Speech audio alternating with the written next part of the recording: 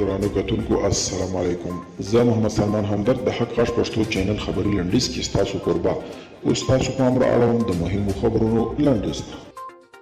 جاپان د افغانستان په ختیځ کې د ماین پاکۍ یوه پروژه پلي کوي. د جاپان سفارت د اعلامیې له مخې د ماین پاکۍ پروژه د جاپان د انسانانو د ژوند د خوندیتوب لپاره د بنسټیزو پروژو په چوکاټ کې شامله ده چې مستقیما د جاپان سفارت یې څارنه کوي.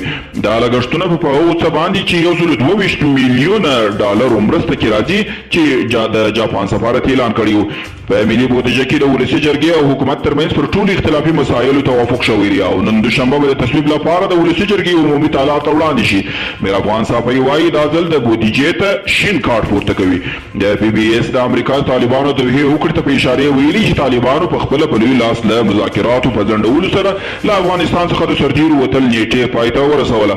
د طالبانو د جګړې ډېرښت د بهرنیانو د وتلو د ځنډ سبب شو او سپینې ماڼۍ ویلي چې واشنګټن تر خبرو اترو مخکې د ایران په اړه د نورو اقداماتو پروګرام نه لري.